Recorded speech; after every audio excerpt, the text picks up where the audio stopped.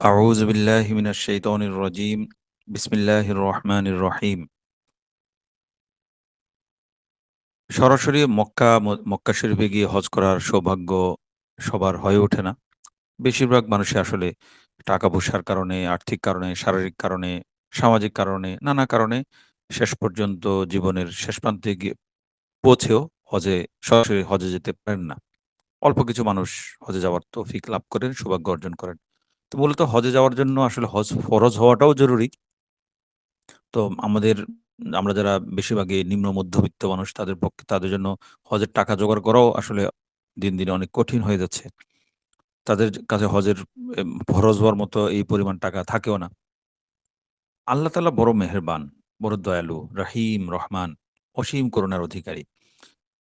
তিনি যেমন তার শ্রেষ্ঠ নবী রাসূলুল্লাহ সাল্লাল্লাহু আলাইহি ওয়াসাল্লামও তিনিও দয়ার সাগর, রাহমাতাল লিল আলামিন। আল্লাহ তাআলা আমাদেরকে এমন রাহমাতুল লিল আলামিন দয়ালু নবী পাঠিয়েছেন। পাশাপাশি আমাদের জন্য দিনটাকেও মানাটা সহজ করে দিয়েছেন। আমি চাইলে আসলে একটু যদি নিয়ত করে খেয়াল করি, আমি যেহেতু হজে যেতে পারছি না বা হজে গেলেও আমি চাইলে নিয়মিত প্রতিদিন ৫ বার অন্তত হজের সওয়াব আমি লাভ করতে পারি। ৬ বার বলতে পারি। এবং অসংখ্যবার প্রতিদিন অসংখ্যবার ওমরার সওয়াব লাভ করতে পারি। আমার আমার যতবার ইচ্ছা। নবীজি সাল্লাল্লাহু আলাইহি সাল্লাম বলেছেন, "মান মাশা ইলা সলাতিন মাকতুবাতিন ফিল জামাআহ ফাহিয়া কাহাজ্জাতিন।" যে ব্যক্তি ফরজ নামাজ আদায় করার জন্য জামাতের সাথে নামাজ পড়ার জন্য সে মসজিদে হেঁটে যাবে, সে একটা হজ করার সওয়াব লাভ করবে। ওয়ামান মাশা ইলা সলাতি তাতাওয়ুইন ফাহিয়া কাউমরাহ। যে ব্যক্তি নফল নামাজ আদায়ের জন্য মসজিদে হেঁটে যাবে, হেঁটে সে একটা ওমরার সওয়াব লাভ করবে। তো জামাতে সলাত আদায় করা আসলে অত্যন্ত গুরুত্বপূর্ণ ইবাদত। জামাতবদ্ধ নামাজ ইসলামের শিআর বা ইসলামের মর্যাদার প্রতীক, ইসলামের শক্তিমত্তার প্রতীক। আর জামাতের মাধ্যমে আসলে উম্মার ঐক্য শক্তি প্রকাশ পায়। যেমনটা হজের সময় হয়ে থাকে, বিশাল জমায়েতের মাধ্যমে।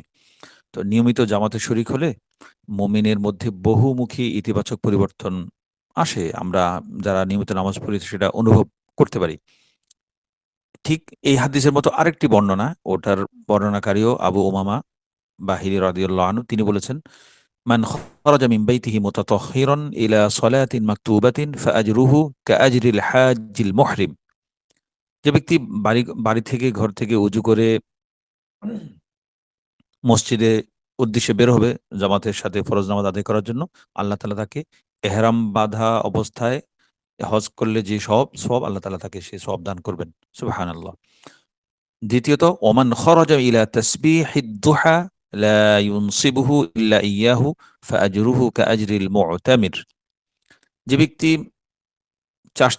এশরাক বা দোহার সলাতুদ দোহা, এশরাক নামাজ বলতে পারি, অথবা এরপরে যে আমরা একটা চাষতের নামাজ পড়ি সেটাকে হাদিসের পরিভাষায় সলাতুদ দোহা বলা হয়। সে এই নামাজ পড়ার জন্য যে ব্যক্তি ঘর থেকে বের হবে এবং শুধু এই উদ্দেশ্যে বের হয়, আল্লাহ তাআলা তাকে এক ওমরার সওয়াব দান করবেন। তৃতীয়ত, ওয়া সলাতুন আলা আসারি সলাতিন লা লাগওয়া বাইনাহুমা কিতাবুন ফি ইল্লিয়িন।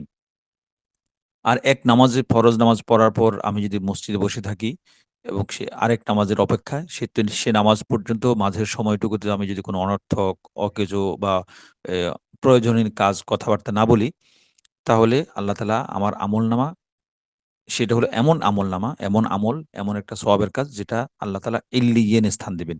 ইল্লিয়িন মানে হলো এমন আমলনামা যেখানে সৎলোকদের আমলনামা লিপিবদ্ধ করা হয়, অথবা জান্নাতের এমন একটি উঁচু স্তর যেখানে নেককারদের আমলনামা রাখা হয়, সংরক্ষিত করা হয়।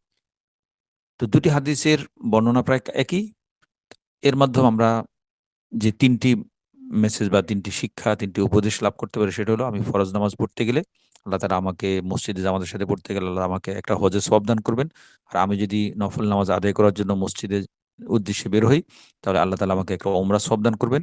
এবং এক নামাজের পর আরেক নামাজের অপেক্ষায় বসে থাকলে, মধ্যখানে কোনো অনর্থক গুনাহের কাজ না করলে আল্লাহ তাআলা আমার এই আমলটাকে এলিয়্যান স্থান দিবেন।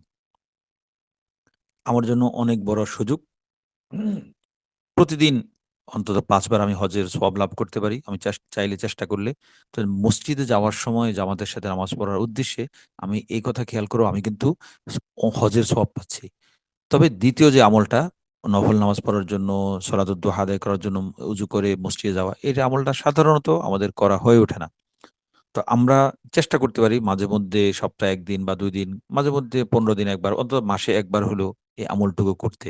আমরা শুধু নফল নামাজ আদায় করার জন্য একবার মসজিদে গিয়ে ২ রাকাত বা ৪ রাকাত নামাজ পড়ে আমি আবার চলে আসলাম। এছাড়া তৃতীয় আমলটা, সেটাও সাধারণত আমাদের করা হয় না। যারা করেন তারা তো আলহামদুলিল্লাহ, যে এক নামাজের পর আরেক নামাজের অপেক্ষায় মসজিদে বসে থাকা। অথবা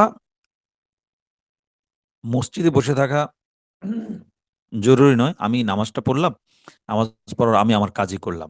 কাজ করার পর মধ্যখানে আমার প্রয়োজনীয় কাজ করলাম। অনর্থক কোনো গুনাহ কথাবার্তা বললাম না।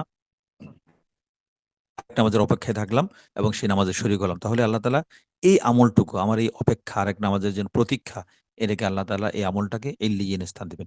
আল্লাহ তাআলা আমাদেরকে তৌফিক দান করুন। আমিন। ওয়া আখিরু দাওয়ানা আলহামদুলিল্লাহি রাব্বিল আলামিন ওয়া মা আলাইনা ইল্লাল বালাগুল মুবিন।